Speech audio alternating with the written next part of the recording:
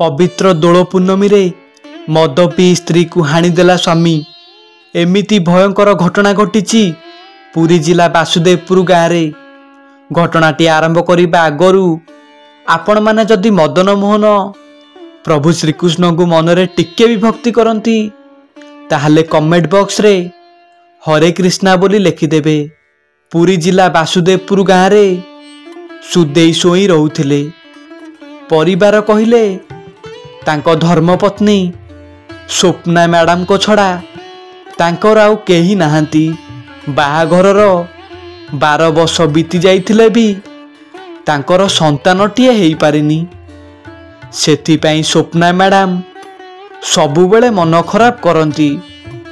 आउ तांकर एते दुख भितरे भी सुदेई बाबू मद पी आसी तांकु सबुबेले बाड़िया पिटा करती।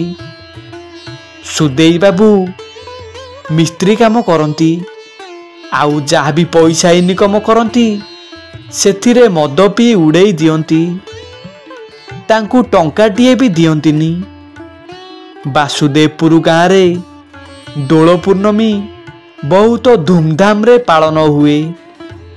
पाखापाखी 10 ରୁ 12टी गाँव दोल तांको गाँ को आसंती। आउ हजार हजार भक्त आसी ठाकुरंक पाखरे फगु बिंचंती। किंतु एही दोल पूर्णमी रे स्वप्ना मैडम को जीवन पाई काल साजिबो बोली केबे भाभी नथिले। स्वप्ना मैडम पवित्र दोल पूर्णमी रे घटी जाइछि बहुत बड़ गोटे अघटन, जहाकू देखिकी सबु भक्त मानकर लोममूल टांकुरी उठुची। दोल पूर्णमी रे स्वप्ना मैडम दोल पूजा करिबा पाई भोग दीप आउ फगु को सजाड़ी रखुथिले।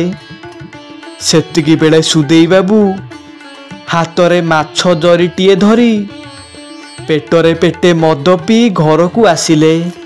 आउ स्त्री को कहिले स्वप्ना ने मो पाई माछ भाजे, मते बहुत जोरे भोक लागिले, मु पखाल जोड़े खाइबी। स्वप्ना मैडम रागी जाई कहिले केड़े अलेखेणा लोकटे कियो, आजी कौन जानी पारुन बोधे। आजी भली गोटे दोल पूर्णमी भली पवित्र दिन रे मते तमे माछ भाजिबा को कहउछ, मु भाजी पारिबिनी। तम भली मु एते बड़ गोटे पापी नुहे हैला। सुदेई बाबू कहिले कौन हैला, तू मो मुहरे जवाब देई कथा कहउछु। सुदेई बाबू निशारे थिले। आउ रागी जाई स्वप्ना मैडम को जोरे गोटे गोईठाटे मारिदेले। स्वप्ना मैडम तले पड़ी तांको मुंड फाटिगला। से डरे दौड़िकी पलैले दांडो दुआर को। गाँव रे दोल आसुथांती। आउ गाँव रे बहुत भिड़ भी लाई थाए। सुदेई बाबूंको डरे से भिड़ भितरे स्वप्ना मैडम कुआडे लुचि गले।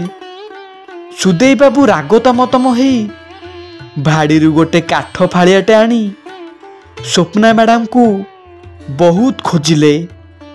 स्वप्ना मैडम किंतु माड़ डरे जमा भी तांको आखि आगु को आसु नथिले।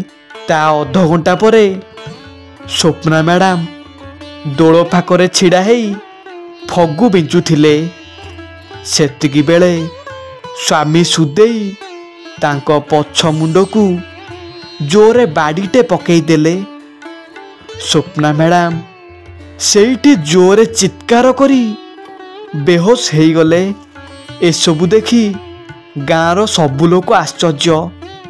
समस्ते मिसी सुदेई बाबू को निस्तुक माड़ मारिले।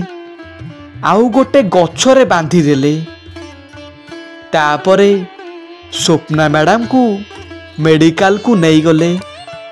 सेई प्रभु मदन मोहन को दयारु स्वप्ना मैडम करो विशेष किछि क्षति होई नथिला। डाक्टर बाबू गाँ लोकों को कहिले तमे ठीक टाइम रे आंकु मेडिकल को नहीं आइच, नहले ये बंची पारि नथांते। ता 4 घंटा परे सुदेई बाबूंकर निशा छाड़िला।